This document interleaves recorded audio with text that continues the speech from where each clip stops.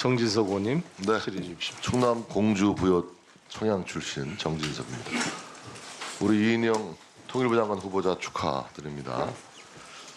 우리 미래통합당 의원님들 두 분이 앞서 질의를 하셨는데 주로 우리 후보자의 사상 관련 문제에 대한 질문이 있었어요.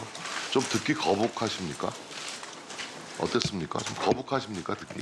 아니 저는 얼마든지 이런 정치적인 노선이나 또 정책적인 입장 또 그 네, 간단히. 근거가 되고 있는 이런 크게 문제들에서 거북하시진 않으시죠? 예 그렇게 예. 얘기할 수 있다고 생각합니다. 예, 그러나 그렇습니다. 저에 대해 전향을 요구하는 이것에 대해서 제가 알겠어요. 받아들일 제가 수 없는 거 묻는 아니겠습니까? 질문에만. 예. 그러나 저희 당 의원들이 이 사상 문제와 관련된 질의를 하는 나름대로의 이유가 있을 것입니다. 그렇죠? 예를 들어서 이인영이라는 정치인을 딱 떠올리면은 이미지가 반미라는 이미지 혹은 또 우리 민족끼리라는 이미지가 자연히 떠오르기 십상입니다. 그리고 우리 이인영 후보의 과거 삶의 궤적을 들추어 보더라도 반미 자주화라는 노선을 신봉했던 전대협 학생운동의 리더였기 때문에 자연스럽게 깊이 모르는 일반 시민들도 그런 이미지를 떠올릴 수 있어요. 따라서 이러한 우리 대한민국 정부의 국무위원이 되고자 하는 후보자에게 이러한 검증을 위한 질문은 당연하다라고 저는 생각을 하고. 의원님 자, 제가 그런 10초만 차원에서 말씀드리겠습니다. 잠깐만요. 질문 답변 시간 드릴게요. 제가 충분히 답변하실 수 있습니다. 그러나 제 생각은 오늘 우리는 과연 이인영 후보자가 대한민국 통일부 장관으로서의 적재적소의 인물인가, 적시적소의 인물인가를 파악을 해봐야 되는 거예요. 그럼요. 예. 제 바라건대는 오늘과 같은 이러한 그 소명의 기회를 통해서 나는 자유민주주의 시장 경제를 신봉하고 대한민국의 헌법 정신을 무엇보다 존중하는 공직자입니다. 라는 말을 시원하게 속 시원하게 국민들에게 좀 해주었으면 그러면 모든 오해가 다 풀릴 것인데 라는 기대가 있었다라는 말씀을 좀 드리고요. 자, 그 학생운동 우리 하실 시절에 저는 아마 고려대학교 앞에 가서 그 시위를 취재하던 기자였던 것 같은데요. 그때 아무튼 반미 자주화라는 노선의 학생들이 많이 심취해 있었습니다. 바로 지금 이 시점에서 엊그저께 어저께인가요? 우리 후보자께서 한미 군사연합훈련 이건 개인적으로 좀 연기하는 것이 좋겠다라는 말씀을 하셨는데 저는 썩 적절한 발언은 아니라고 생각했어요. 우리 후보자가 국방부 장관 후보자도 아니고 이것이 통일부 장관 후보자의 개인 의견이라고는 하지만 대한민국 정부의 국무위원이 되려고 하는 인물이 이런 문제를 저렇게 기자들에게 쉽게 아무렇지도 않게 제기할 수가 있는가. 이런 자세보다는 훨씬 더 진중하고 신중한 자세를 보여야 되는 게 아닌가라고 생각해서 사실은 한미 군사연합훈련을 연기해야 된다는 개인적인 의견을 공중파를 통해서 국민들에게 전달하는 그런 모습은 매우 실망스러웠다. 저는 이렇게 생각을 하거든요. 제 의견이 좀 무리한 겁니까? 좀 더 신중할 수는 없었습니까? 앞에 말씀 답변까지 조금 포함해서 잠깐 아니 그 말씀드리겠습니다. 길게 하시면 제가 질문을 못 하니까 네, 절대로 길게 안 잘 하겠습니다. 아시면서 사상 검증을 하는 것과 사상 전향 여부를 여기서 논란을 벌이는 사상 거는 전향이라는 얘기를 안 했어요. 아니 하셨죠. 아니, 앞에 내가 다른 안 했습니다. 내가 네. 안 했고 그분은 분명히 제가 네. 반미 자주화 노선이라는 얘기했지 내가 뭐 주체 사상이나 주사파라는 얘기를 안 했잖아요. 네. 그러니까 자꾸 제 발언을 제 질문을 확대 해석하지 말고 제 질문에 대한 답변만 해주시기 바랍니다. 저는 뭐 그 질문의 연장선에서 한미 연합훈련 부분에 대해서 좀 물어보는 겁니다.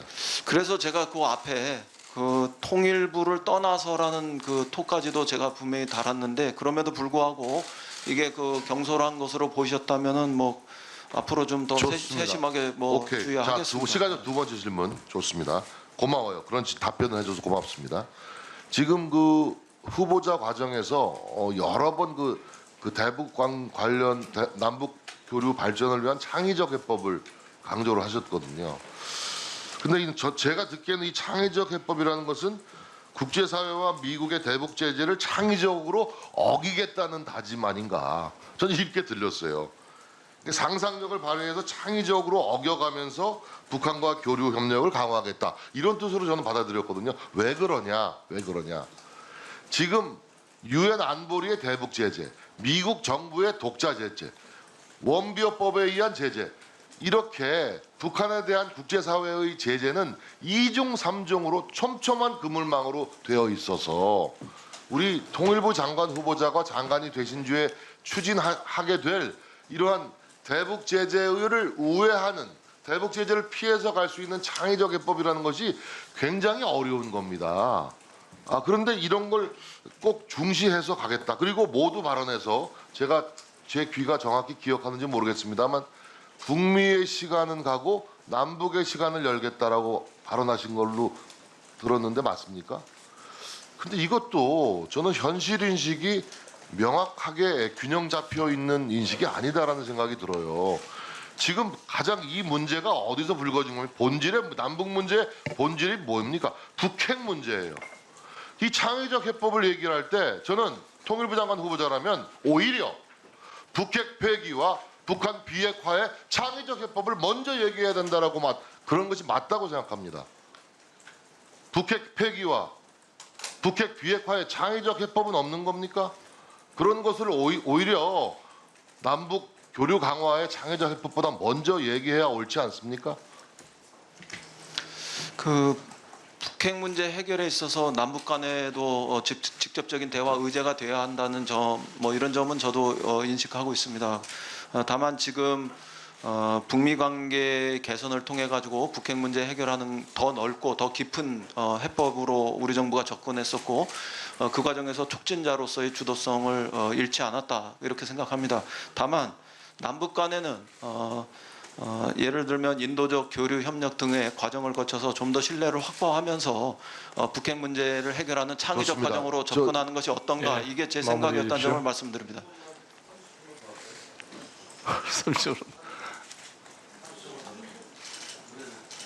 네, 다음에 하시죠. 왜냐하면 계속 이게 안 됩니다. 이게 다음에 이상민 의원님 시간 잘 맞춰주세요.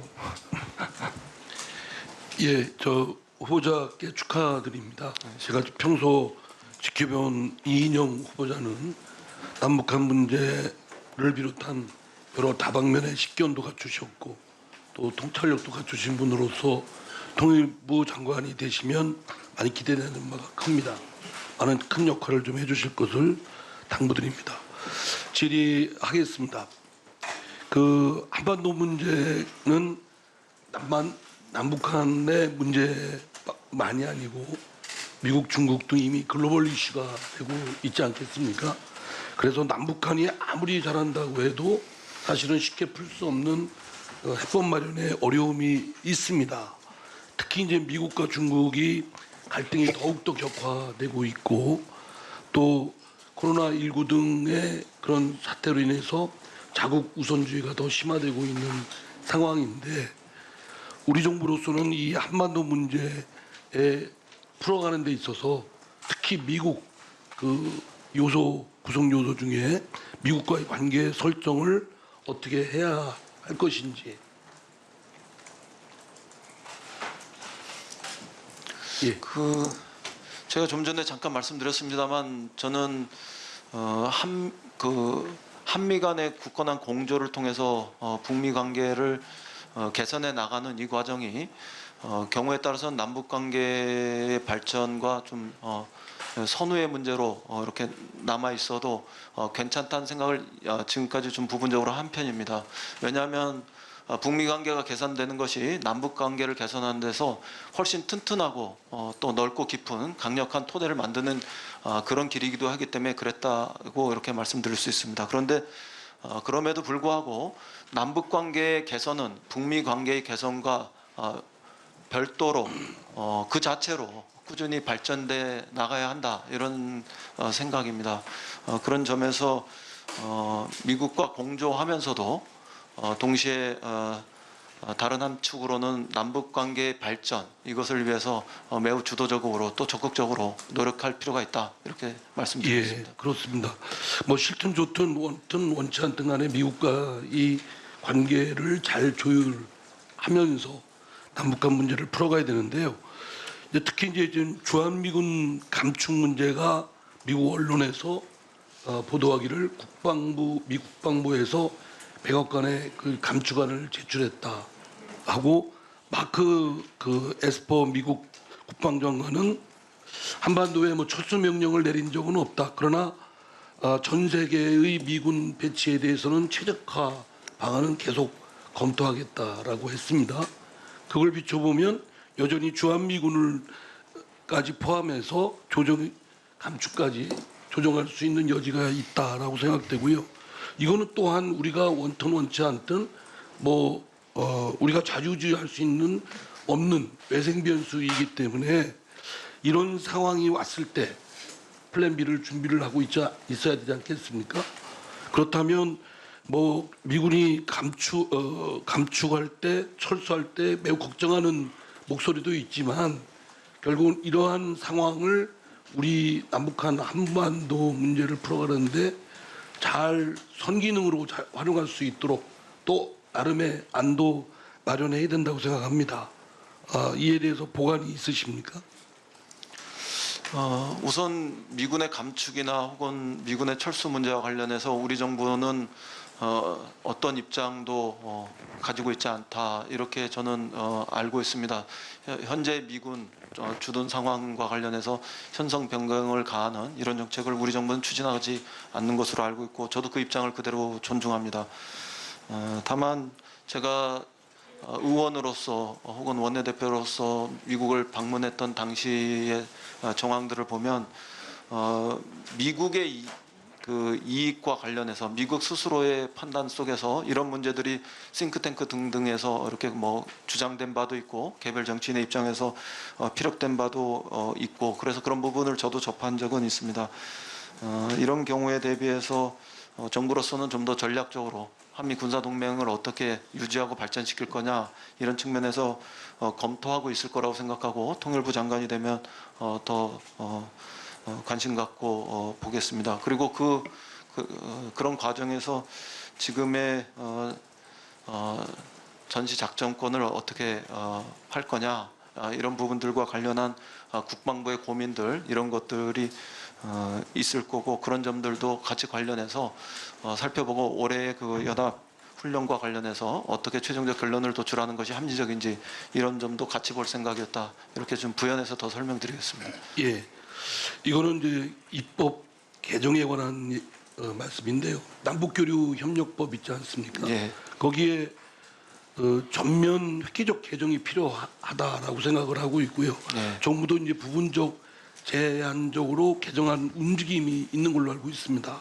그런데 저는 특히 그 구조 2의 구조의 2를 보면 네. 단순 회합, 통신 또는 접촉 등등에 대해서도 사전 신고를 하게 하고 만약에 이에 대해서 수리를 거부할 수 있고 결국 이런 일련의 과정을 보면 실질적으로 단순 회합, 통신 접촉하는 거를 허가제도로 운영을 하는 것인데 이거는 기본권의 과도한 과잉 입법 또는 비례성 원칙에 반한다.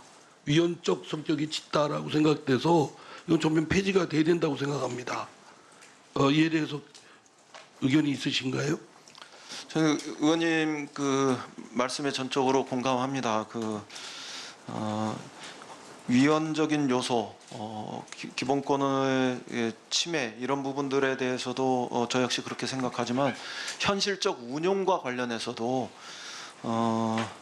이 사전 신고가 이루어지고 그것에 대해서 수리 거부하는 것이 사실상 그 허가제 형태로 진행되는 것에 대해서 이전부터 좀 그것은 불합리하다 이렇게 생각을 하고 있었고요. 또 점차 남북관계가 개선되면서 아주 많은 분야에서 교류가 이루어질 때 그런 현실을 대비할 때도 바람직하지 않다 이렇게 생각했습니다. 그래서 개선해야 한다 이렇게 생각하고 있습니다. 네, 수고했습니다. 다음은 우리 지성호 의원님 질의해 주십시오. 네, 안녕하십니까. 미래통합당 지성호 의원입니다. 오늘은 통일부 장관 후보자 검증의 자리입니다. 네, 성실하게 답변 부탁드리겠습니다. 후보님, 2004년 미국이 북한 인권법 제정 당시 이를 항의하는 국회의원 서한에 참여하셨고 2016년 제정된 우리나라의 북한 인권법 또한 북한의 압박 수단일 뿐 실효성이 없다고 주장했습니다. 2004년 당시 본 위원이 북한 인권법 제정 소식을 북한 내에서 들었을 때 북한 밖에도 나라가 있구나. 북한 주민들의 억울한 죽음을 마음 아파하는 사람들이 있구나라는 생각을 들게 했고 삶의 희망이었습니다.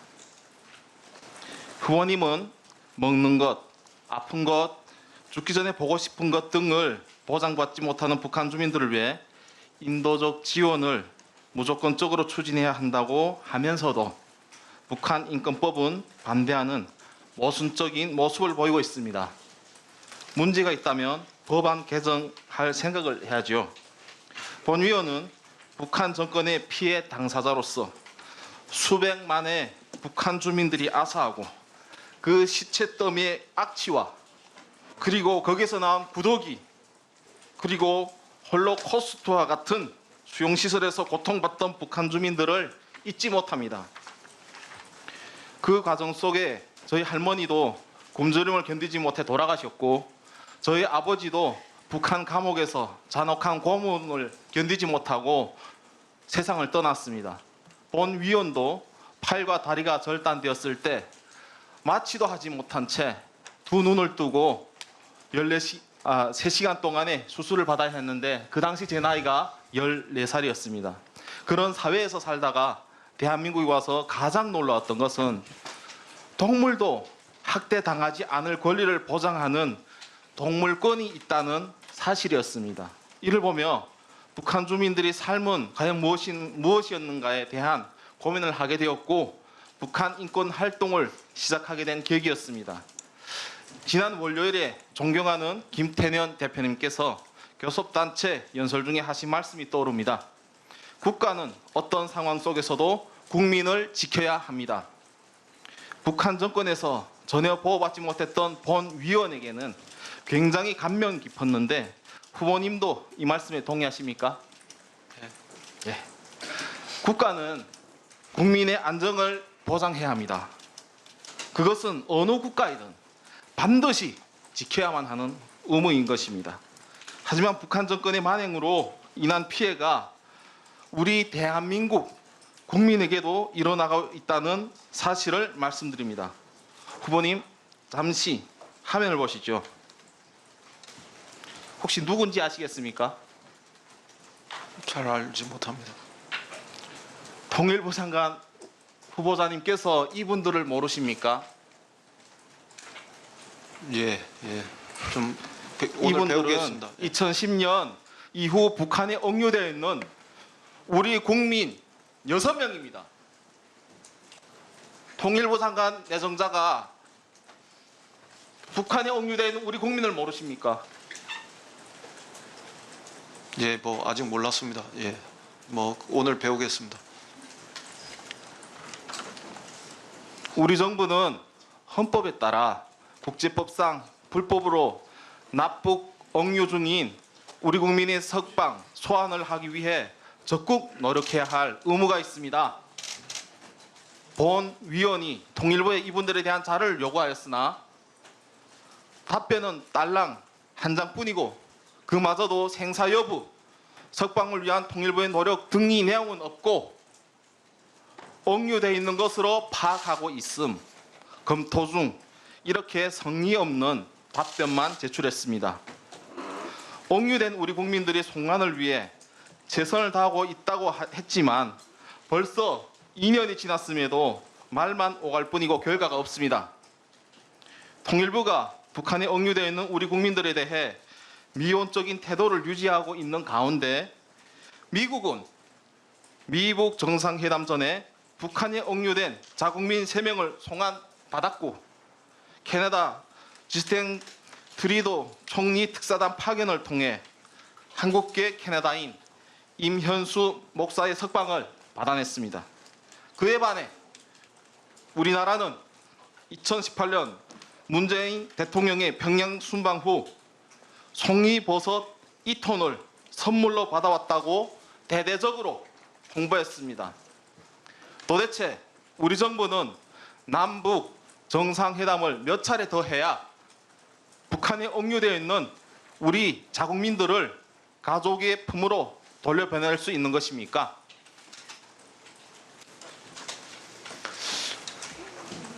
제가 좀 답변 드려도 되겠습니까? 예, 짧게 답변 부탁드리겠습니다.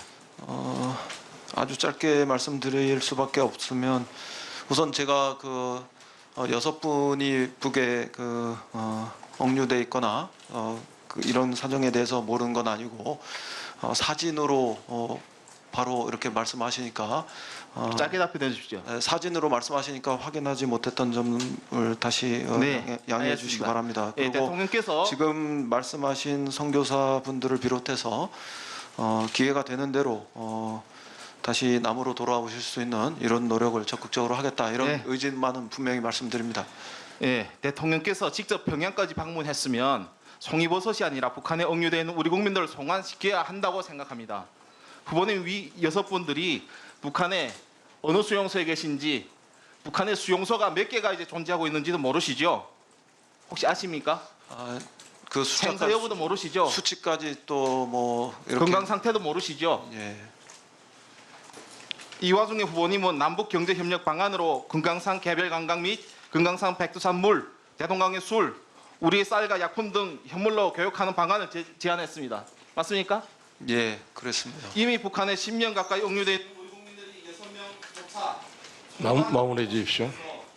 국제사회의 대국제가 이루어지고 있는 가운데 현실성이 없는 상상력 차원의 문제가 묻습니다. 본인이 장관이 되시면 북한에 억류되어 있는 국민들 올해 안에 대한민국으로 모실 수 있겠습니까? 솔직히 장담할 수는 없습니다. 그러나 지금 의원님 지적하시는 대로 제가 이미 피력했던 인도적 교류 협력의 영역 외에도 북에 있는 우리 국민들 조속하게 남쪽으로 돌아올 수 있는 노력을 추가해서 하겠다 이런 말씀 분명히 드리고요. 다른 한편에서 북의 이른바 사상 교양소 뭐 등등 이런데 억류돼 있는 북한 주민들 더 나아가서 굶주리고 있는 북한 주민들의 문제에 대해서 분명한 관심을 기울이고 접근하겠습니다. 한 가지만 그럼에도 불구하고 말씀드리면 제가 말씀드렸던 인도적 교류 협력 분야를 적극적으로 재개하겠다 이런 의지는 사상 교화소에 있는 북한 주민 외에도 평범한 생활을 하고 있는 대다수의 북한 주민들이 만약에 먹을 거 마음대로 못 먹고 아픈데도 마음껏 고칠 수 없다면 그 점에 대해서 굉장히 많은 대다수의 북한 주민들을 위해서 우리가 인도적 교류 협력을 사상 교화소에 있는 사람들이 다 석방되거나 혹은 체류돼 있는 우리 대한민국 국민들이 다 돌아오기 전에는 하나도 할 수 없다 이렇게 접근하는 것은 또 지성호 의원님의 질문 취지도 아닐 거라고 생각하고요. 이 점들은 우리가 서로 병행하면서 얼마든지 할 수 있는 지혜를 발휘할 수 있다 이렇게 좀 이해해 주시면 좋겠습니다. 네, 마무리해 주시고 다음은 네, 수고했습니다. 다음은 우리 이용선 의원님 질의해 주십시오. 서울 양천을의 이용선 의원입니다. 우선 순풍을 달던 남북관계가 개성 연락사무소 폭파가 상징하듯이 파국 직전에 치닫고 있는 이런 상황에서 통일부 장관이라는 막중한 어려운 자리를 맡게 된 우리 이인영 장관 내정자한테 축하보다는 위로를 해야 되지 않을까 이런 걱정의 마음을 담고 오늘 이 자리에 임했다는 말씀을 드리겠습니다. 지금 남북관계와 북미관계는 한반도 평화의 두 수레바퀴다 이런 표현은 뭐 적절하다 이렇게 보여지고 최근 2018년에 남북 정상회담이나 또 북미 정상회담의 발전을 통해서 한반도 평화를 위한 비핵화 평화협정에 관한 전망, 또 남북관계에 관한 제반 합의들이 매우 서로 선순환하면서 발전해 왔던 게 불과 얼마 전. 그런데 이제 이게 지금 현재는 전망을 가늠하기 어려울 정도로 상황이 좀 악화됐다.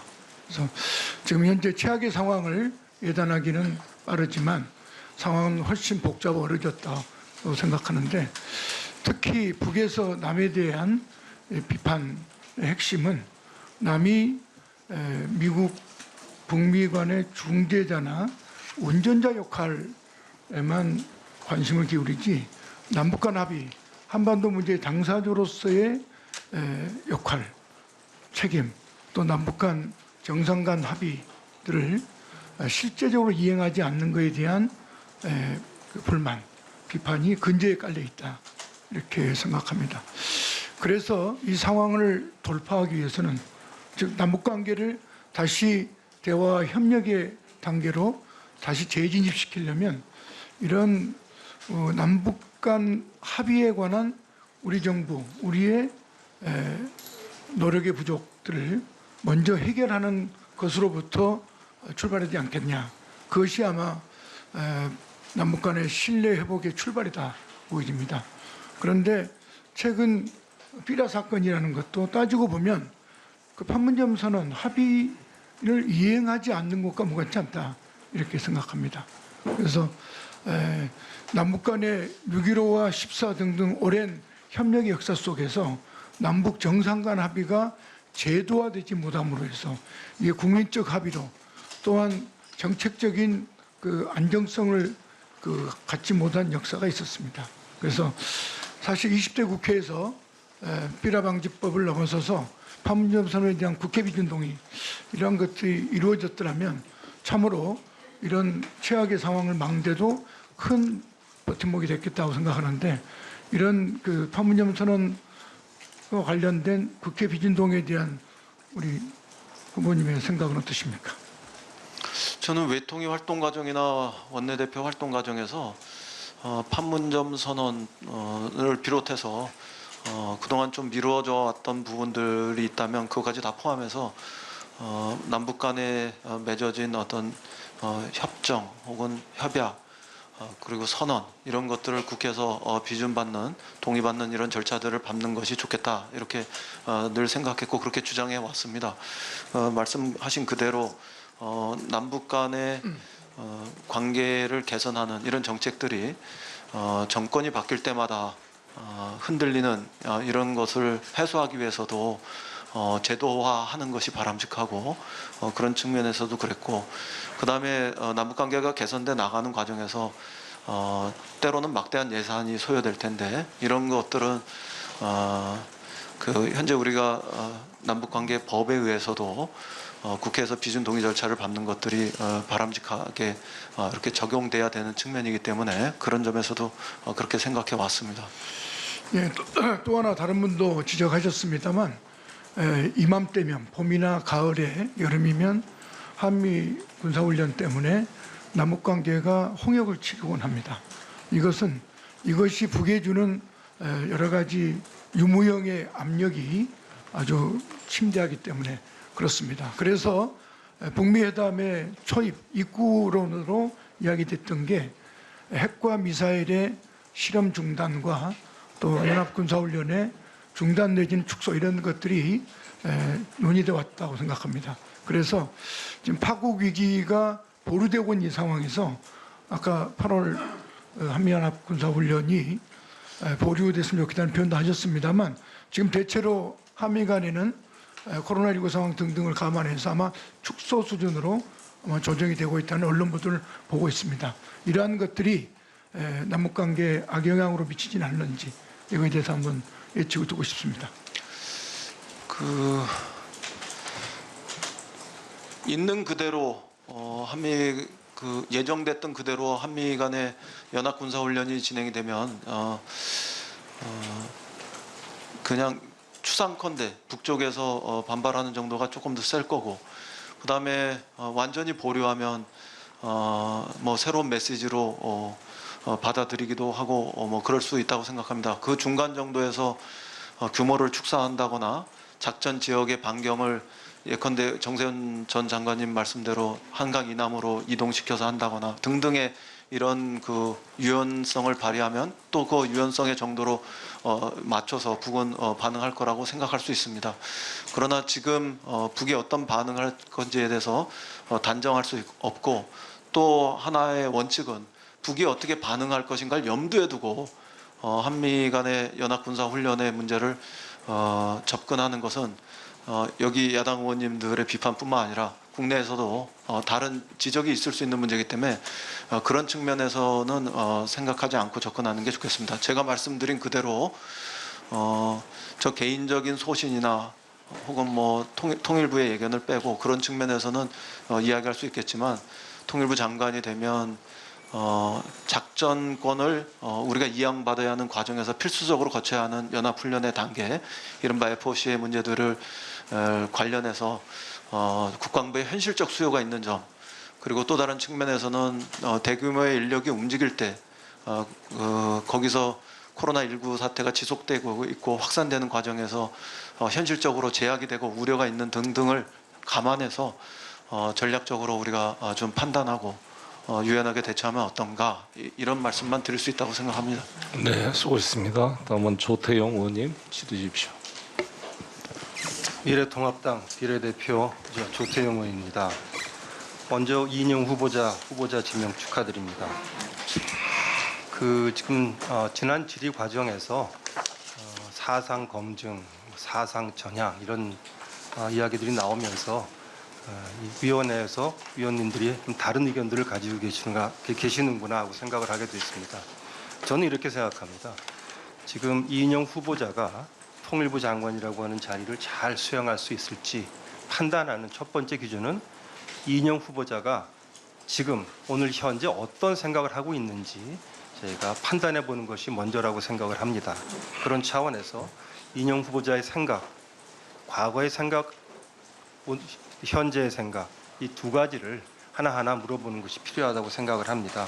이 후보자께서도 그리 불편한 일은 아니라고 말씀하셨으니까 제가 좀 물어보겠습니다. 아니 그렇습니다. 그 검증을 뭐 받는 거에 대해서는 제가 불가피하다고 생각하는데 전향 여부를 강요하는 거 이것은 전 전 아직 한국 민주주의 정신과는 전혀 그 얘기 안 무관한 행위다 이렇게 생각합니다. 답변할 기회 드리겠습니다. 자, 지금 이은영 후보자께서는 직접 쓰신 글이 아니라고 말씀을 하셨는데 어떤 그 글을 보면은 38선 이남을 점령군으로 진주해온 양키 침략자는 한국 민중에 대한 도발적인 무력과 허구적 반공 논리로 하나의 조국을 분단케 했다, 이런 말도 나오고, 이승만 괴뢰 정권을 앞세워서 민족해방투쟁의 깃발을 갈갈이 찢었다. 또 세계 민중의 철천지 원수 아메리카 침략자의 파쇼적 통치는 한국에서의 모든 악의 근원이 되고, 이것은 동지어 전진, 동지어 투쟁이라고 하는 책에서 나와 있는 글귀인데 이 후보자가 쓰신 거 아니죠? 저는 제가 쓴 거가 아니라고 말씀드리고요. 제가 그래서 아마 그게 법률적으로 아니시면 됐습니다. 뭐 처벌을 받으면 그거는 작성 책임을 물어서 제가 아마 그 당시에 처벌을 받았을 텐데 아니라고 말씀하셨고 제가 작성 받아들였습니다. 배포의 문제는 됐습니다. 아니지 않습니까? 네, 예. 됐습니다. 답변 기회 드릴 때 말씀하십시오. 전시 또한 책이 하나 더 있어요. 모두 다 손을 잡고 민주정부 수립의 길로 나아가자.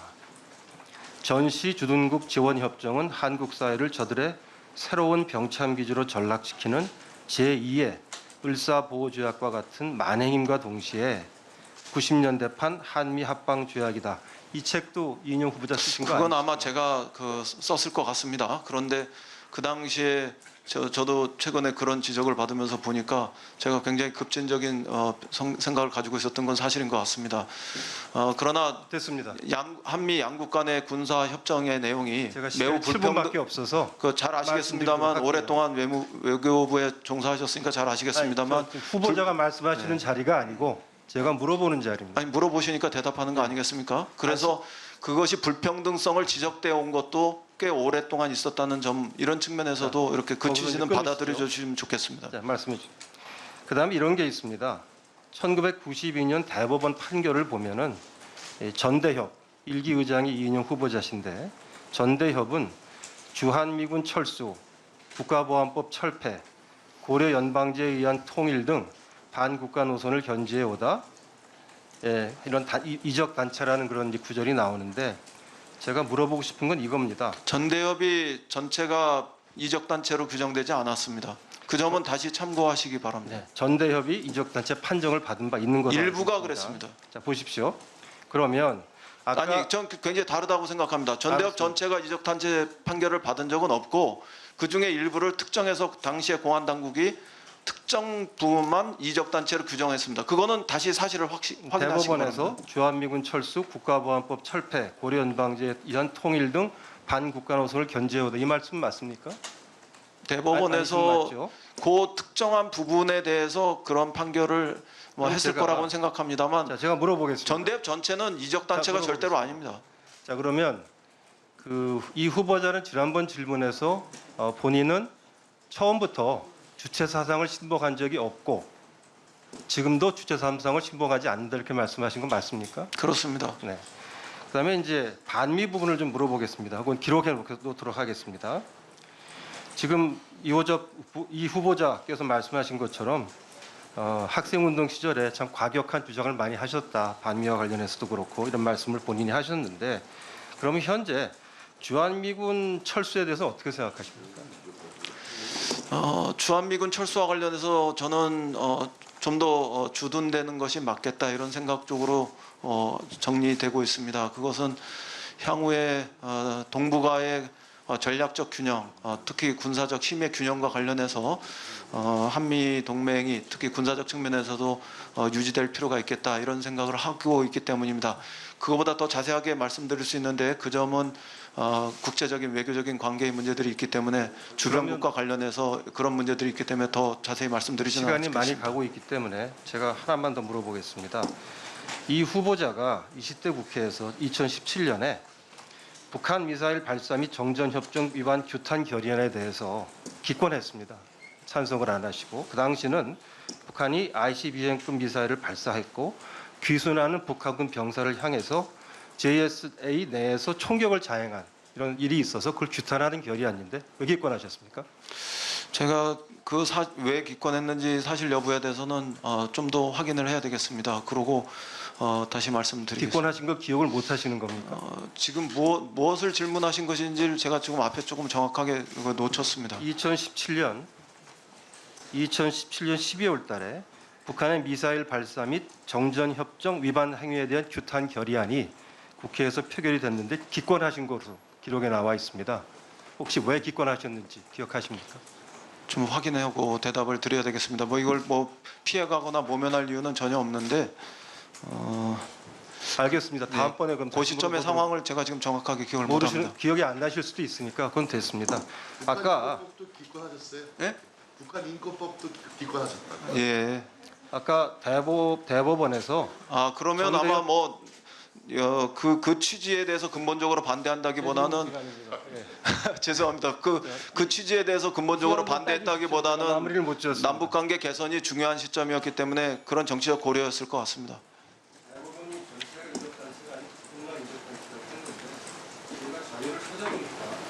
대법원에서 전대협이 이적돼서 판결된 것은 아닙니다. 이 부분에 대해서는 추가 기회 시간에 먼저 따져보도록 하겠습니다.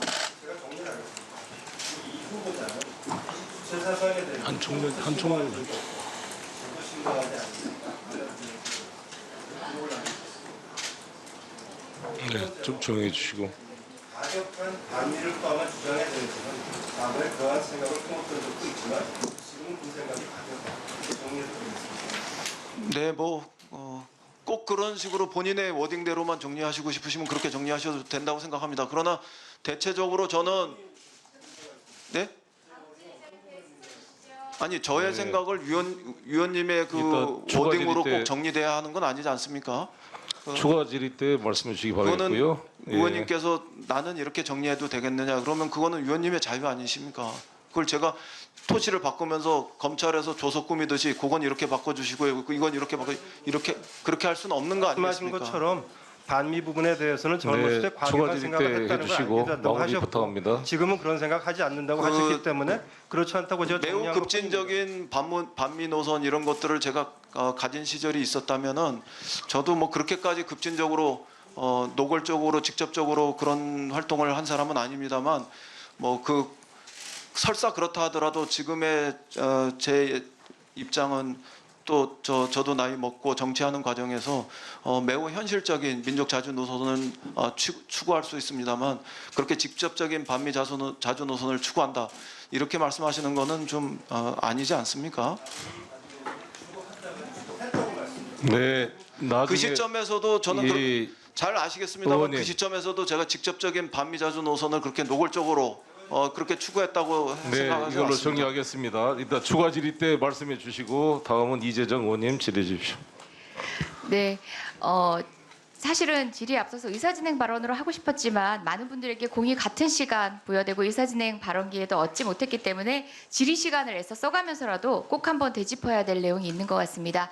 여기 있는 의원님들 모두 대한민국 헌법 합회 맹세했습니다. 선서를 했습니다.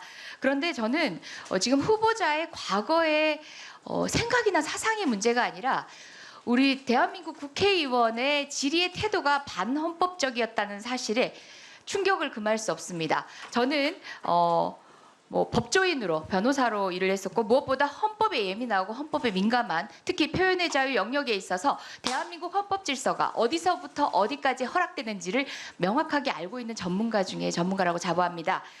10분 양보해서 색깔론에 대한 국민적 지탄은 있지만 의원님들의 질의의 자유는 있다고 또 생각합니다. 그렇지만 어떤 상황에 대한 판단을 묻는 것과 그리고 또 어떤 행보를 통해서 문제점을 지적하는 것과 자, 뭐뭐주의, 신봉하느냐, 믿느냐라는 것은 엄연히 구분되어야 합니다. 전자는 헌법적으로 위배되는 질의가 아닙니다. 그러나 믿느냐, 신봉하느냐, 십자가 밟아라 이것은 우리 헌법이 누구에게도 허락한 적이 없습니다. 여기 있는 대한민국 국회의원들에게도 그러한 권한을 허락하지 않았습니다. 대한민국 헌법에 대한 주지가 필요한 시점이고요. 반드시 의사진행 발언을 통해서 되짚고 싶었지만 제 질의 시간 정말 검증을 위해서 저도 지금 장관 검증하고 싶거든요. 무려 2분을 써가면서 말씀드렸습니다. 다시 한번 헌법 관련 규정들 주지하시기 바랍니다. 예, 질의하겠습니다. 아까 한미 군사훈련 관련해서 입장 질의하시는 여러 의원님들한테 답변하시는 건 봤는데요. 저는 보다 적극적인 주문 원합니다. 전략적 판단하신다고 했는데요. 느슨하게 하시면 안 됩니다. 국방부 장관이 아니라서 못하는 것이 아니라 통일부 장관이기 때문에 강력하게 요청하셔야 되는 겁니다. 국가 안보와 국방은 다르죠. 국가 안보와 군사력은 다른 거죠. 네, 그렇습니다. 예, 군사력 향상을 위한 훈련이라는 것과 우리에게 더 필요한 것은 국가 안보입니다. 대한민국 국민의 안전입니다. 그렇기 때문에 국가 안보를 위해서 고민하는 국무위원이라면 특히 통일부 장관이라면 군사력 향상을 위한 그런 고민들보다 국민의 안전을 위한 더 큰 틀에서 국가 안보적 틀에서 적극적으로 전략적 사고 반드시 필요하다고 생각하고 주문하고 싶습니다. 그렇게 하실 수 있겠습니까? 예, 뭐 더 큰 안보라는 측면과 전략적인 판단 그리고 대통령께서도 최근에 신안보 뭐 이런 말씀을 하신 적이 있고 그건 대통령님뿐만 아니라 학계에서도 새로운 안보 개념들은 확장되고 있기 때문에 단지 군사력, 국방력만의 문제는 아닐 거라고 생각합니다. 그 점까지 포함해서 전략적으로 판단하겠습니다. 예, 뭐 국가 안보의 개념이 최근에 인간 안보의 개념까지 포함하는 방식으로 논의된 지는 오래됐지만 저는 구 개념에 따르더라도 국가 안보라는 것과 국방은 조금 더 이제 넓은 틀의 개념으로 구분이 되고요. 더욱이 군사력이라고 하는 단순한 개념과도 구분이 되는 개념입니다.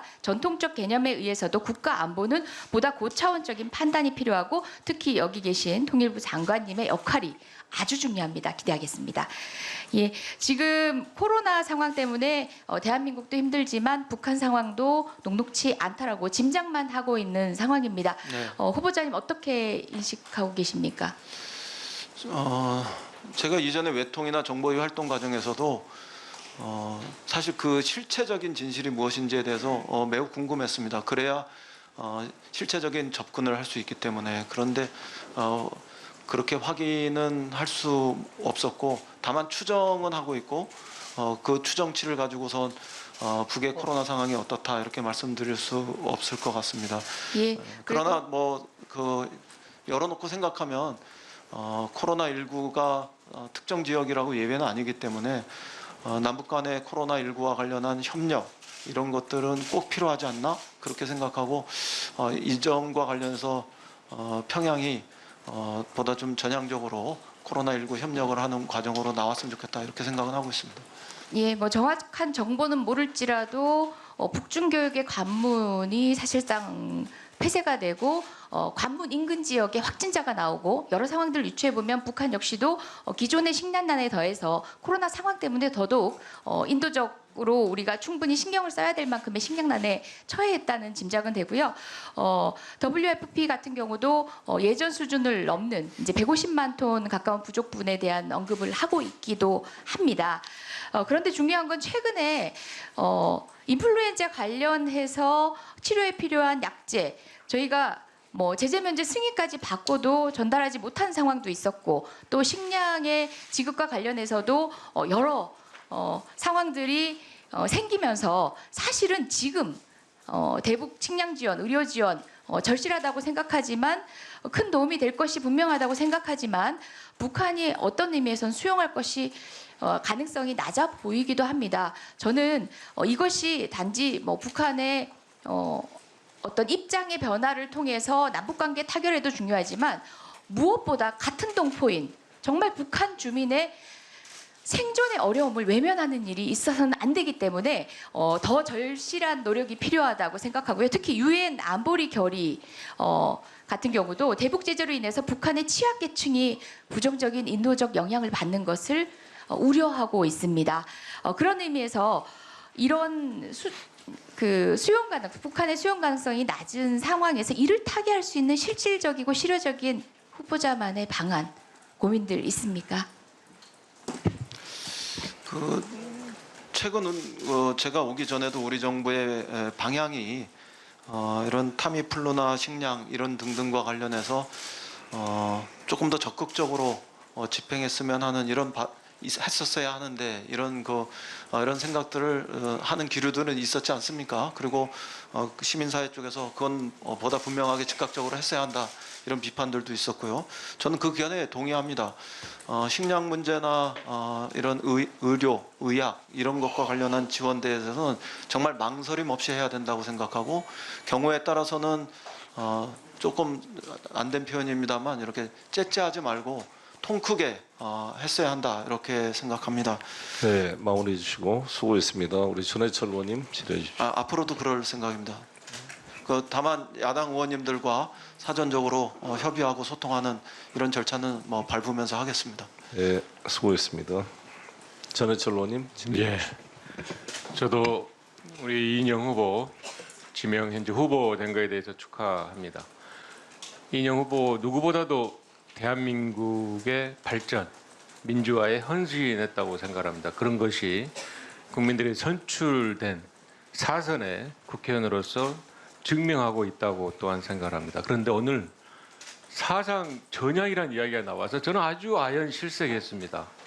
당연히 다른 의원님들의 질의를 제가 폄훼해서는 안 되겠지만 그래도 불구하고 후보자의 최소한의 살아왔던 여정 그리고 활동해왔고 생각해온 것은 존중돼야 된다고 생각합니다. 더군다나 저희 의원님들은 적어도 보편적 시각에서 일반화할 수 있는 그런 이야기를 해야 됨에도 불구하고 아주 일반화하기 어려운 개인의 여정과 비교하면서 후보자에게 사상에 대한 검증 이상의 이와 같이 이야기를 하는 것은 전향 운운하는 것은 저는 정말 우리 후보자를 조금 폄훼하고 모욕감을 느끼게 한 거라고 생각해서 제가 굉장히 유감스럽게 생각한다라고 말씀을 드리고요.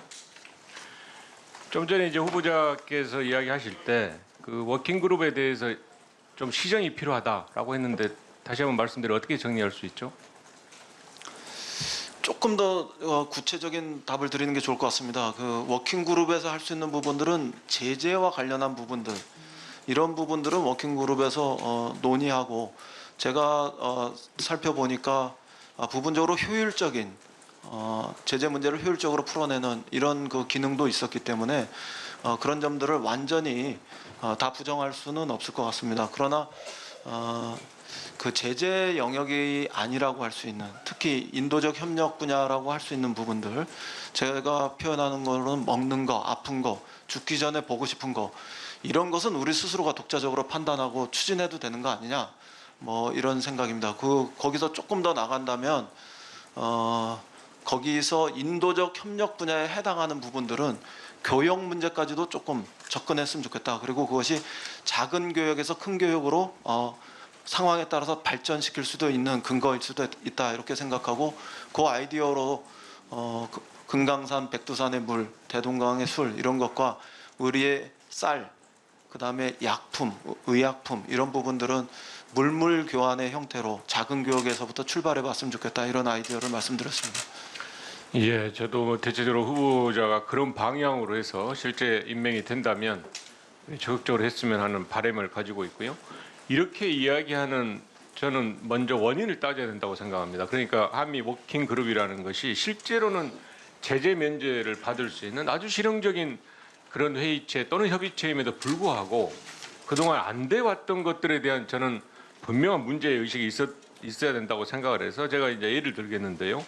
그러니까 그동안 논의하거나 또는 그 대상이 됐던 것 중에 보면 아예 좌초되거나 사업이 지연된 사례가 적지 않았습니다. 예를 들면 국제기구를 통한 800만 불 대북 인도적 지원이라든지 2019년 1월에 타미플루 지원, 개성공단 기업인 방북 문제, 그리고 올해 초에 문재인 대통령께서 강조했지만 대북 개별 관광, 이런 문제 등이 지연되거나 아예 안 됐다.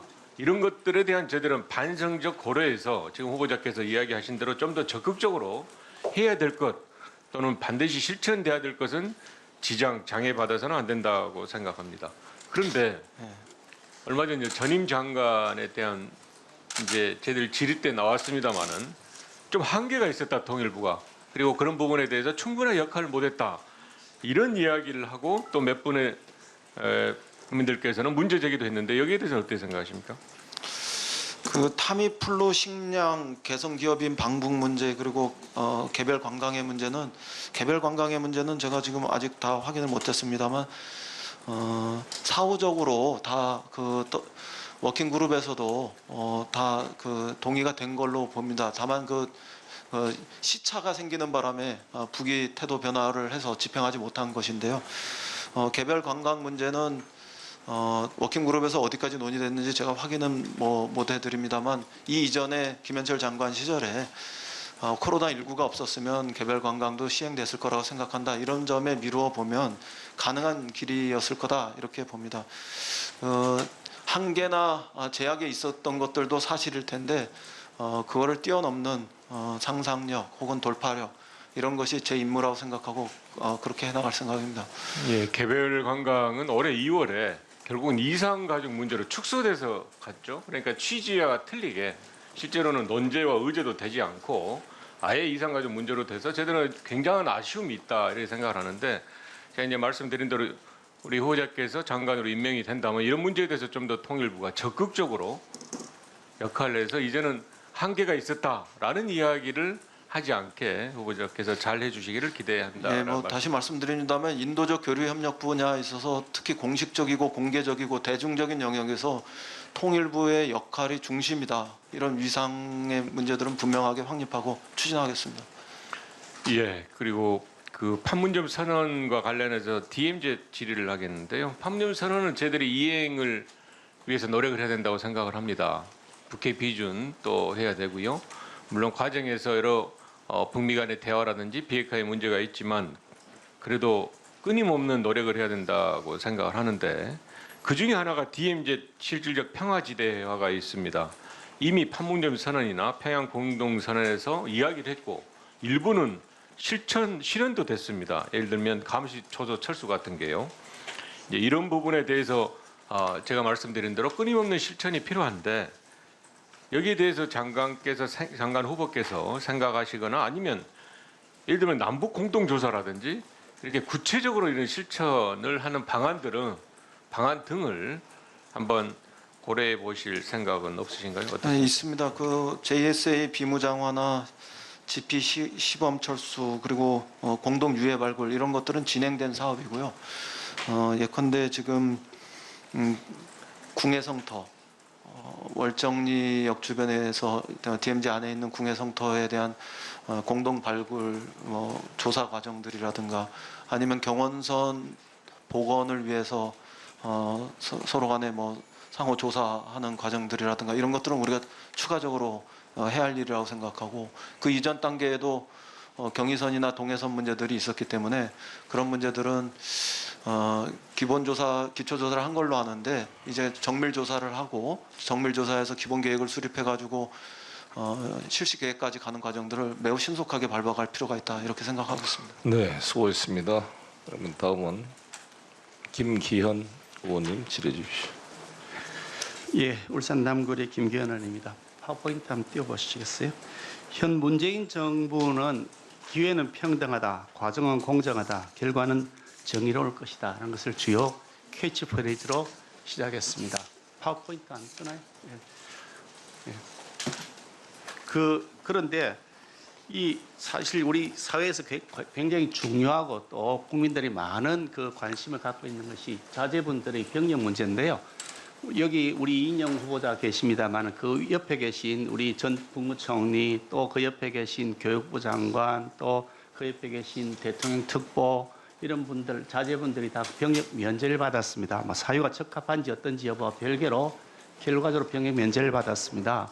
그리고 여기 옆에 계신 법무장관의 경우에는 지금 아들의 그 병역 이행 과정에서 과연 이게 황제 근무를 한 것이 아니냐 하는 논란이 쌓여서 고소가 제기된 상태입니다. 다음 파워포인트 보여보시죠. 그래서 후보자의 자제분 아드님이 병역 면제를 받은 것이 적합한 것인지 여부에 대해서 그동안 계속 자료 요구를 했는데 오늘 이 시각까지도 제출하지 않고 있고 우리 위원장님께 자료 제출 요구를 했습니다만 여전히 매우 미온적인 상태입니다. 이게 한번 보시면 이렇게 되겠습니다. 2013년에 병명이 있습니다. 본인이 이런 병명을 호소하고 자료를 제출한 거죠. 거기에 보면 부정교합 7급 이래 되어 있습니다. 부정교합이라는 게 뭐냐면 이 앞골, 이게 이빨 앞골입니다. 앞면에 앞골이 서로 잘 안 맞다. 그렇게 해서 7급, 6개월 후에 다시 보자. 7급이라는 건 일단 보류 판정을 받은 겁니다. 그렇게 되어 있고 여기 나와 있는 병명 중에 척추관절병증이라는 것은 전혀 없습니다. 그런데 6개월 후에 갑자기 척추관절병증이라는 것이 등장했고 이것이 지금 강직성 척추염이라고 해서 중정도다. 그래서 5급 판정을 받은 겁니다. 5급 판정은 지금 군 면제다 이렇게 되어 있는 건데요. 요 6개월 사이에 갑자기 이렇게 중정도의 강직성 척추염이 생겼다는 것이 상식으로 잘 납득이 안 되거든요. 그 점에 대해서 후보자 설명하실 수가 있으십니까? 예, 설명할 수 있습니다. 말씀드립니까? 예, 말씀하시죠. 2014년 1월에 제 아이가 기흉이 왔습니다. 좀 빨리 말씀해 주십시오. 기흉이 와서 기흉과 관련해서 수술을 했는데 계속 허리가 아프다고 통증을 호소해서 그 당시에 신경외과로 트랜스퍼를 합니다. 예, 좋습니다. 그러니까 그 당시 과정에서 치료를 받았다는 말씀이시죠? 네, 신경외과에서 트랜스퍼가 돼서 MRI, CT 이런 것들을 촬영했을 거고 촬영한 것으로 아는데 그 과정에서 시간이 많지 않으니까 이제 강직성 척추염이 반결됐습니다. 답변 이해가 됐고요. 예, 좋습니다. 아니 그러면 그런 제가 뭐 있다 없다만 확인하면 되는 거니까요. 그런데 네, 그 과정에서 강직성 척추염이 발견되었습니다. 좋습니다. 그런데 제가 말씀드린 것은 그렇다 그러면 그런 자료들을 제시해서 그에 대해서 전문가의 검증을 받자고 하는 것인데 그 자료를 제출하지 않으신단 말이죠. 그것이 개인정보라 그러면 계속해서 의혹은 더 커지는 것이고 본인이 정말로 억울할 수도 있는데 오해를 받을 수 있다. 저는 그렇게 생각합니다. 지금이라도 그 자료를 제출해서 전문가의 검증을 받아보자라는 것이 저의 생각인데 후보자의 생각 어떻습니까? 저는 그 개별 제 아이의 진료 교육이 있는 문제들에 대해서 그걸 제출하는 것에 대해서는 저 솔직히 제 아버지 된 입장에서 동의하기 쉽지 않습니다. 그리고 그런데 그럼에도 불구하고 병무청에서 촬영한 그 CT들은 남아 있지 않겠습니까?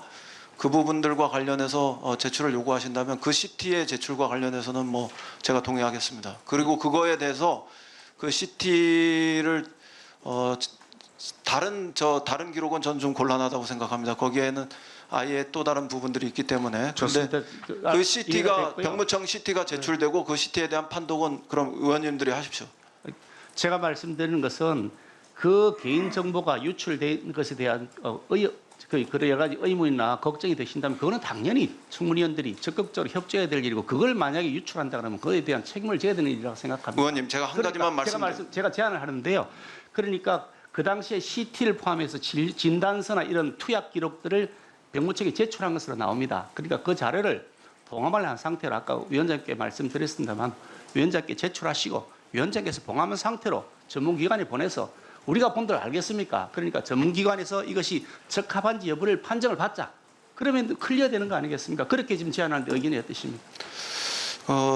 제가 조금 더 판단하고 대답을 드려야 되겠습니다만 두 가지만 말씀드립니다. 우선 부정교합과 관련해서도 그 의혹이 있었지 않습니까? 신체 검사를 통보받은 다음에 부정교합 치료를 한 거 아니냐 이런 의혹이 있었는데 그건 뭐 사실과 다르다는 점을 저는 확인할 수 있는 제가 질문드린 사항 증거가 있습니다. 그다음에 두 번째로 그 제 아이가 기흉 수술을 받아서 그 과정에서 말하자면은 강직성 척추염이 발견된 그 기록 자료도 저는 가지고 있습니다. 그러나 이런 것을 둘러싼 그 판단 여부보다 병무청에서 자체 판단한 그 판단 근거들이 있지 않습니까? 그건 유일하게 병무청에서 직접 촬영하는 CT 자료인데요. 그것만 가지고 판단하셔도 충분한 일을 왜 그 제 아이의 개인 신상 자료가 있는 모든 의무 그 진료 기록까지 다 요청하시는지에 대해서 전 사실 그 이해가 되지는 않습니다. 후보자께서 계속해서 이 곡해를 하시고 이상한 방향으로 자꾸 해석을 하시는데 병무청에다 그 자료 제출을 요구했습니다. 병무청의 답변이 개인정보인데 동의하지 않기 때문에 제출할 수 없다는 것이 거듭된 답변입니다. 그 당연하지 않습니까? 아니 근데 그 병무청이 방금 후보자가 말씀하신 건 병무청 제출된 자료인데 왜 그게 방금 후보자는 그거는 검증할 수 있다고 말씀하시나요? 제출 못하는 겁니다. 병무청에서 촬영한 CT 자료 그거는 저는 뭐 제출할 수 있을 거라고 생각합니다. 근데 왜 그것도 아직 제출하지 않느냐고요, 그런데. 아니 왜 계속 거부하시는 원하시면 제출한다 이 말씀 원하는 게 아니라 벌써 요청을 했는데 아니 그렇지 지금까지 않다고 제출 안 생각합니다. 그거는 병무청에서 판정한 결과가 이미 있지 않습니까? 아니 그러시면 병무청에서 이런 겁니다, 후보자님. 본인이 제출할 수 있는 것이 있으면 내고 나머지는 안 낸다고 말씀하시는 게 아니고 통째로 아무것도 안 내겠다고 지금 답변이 와 있는 겁니다. 그래 놓고 지금 와서 뭐 그걸 일부 모든 걸 다 안 내는 것처럼 이렇게 말씀하시니 모든 걸 다 안 내지도 않았고 그래서 병무청에서 밟았던 절차에 따라서 병무청이 판단한 결과 이거는 제가 분명히 제출했다고 생각합니다. 근데 그럼에도 불구하고 지금 그 의원님이 언론을 통해서도 계속해서 CT 촬영 그 결과 그거를 요구하신 걸로 알고 제가 오늘 그거는 좀 판단을 해보겠다 이렇게 말씀드리는데요.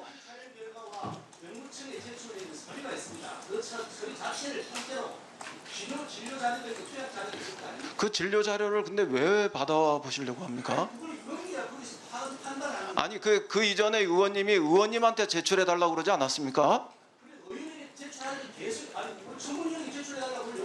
아니 그래서 그거는 그런 차원에서 예, 마무리해 주십시오. 개인 신상 기록과 관련해서는 제출하기 어렵다고 제가 말씀을 드린 거고요. 근데 오늘 그러면 그건 개인 신상 기록을 다 제출은 못하더라도 할 수 있는 부분들은 해달라는 것 중에 하나가 CT 결과 아닙니까? 예, CT 결과고 그다음에 또 하나는 제안해서 위원장님한테로 제출하라는 이런 그 수정 제안을 하신 거 아닙니까? 지금 이 자리에서.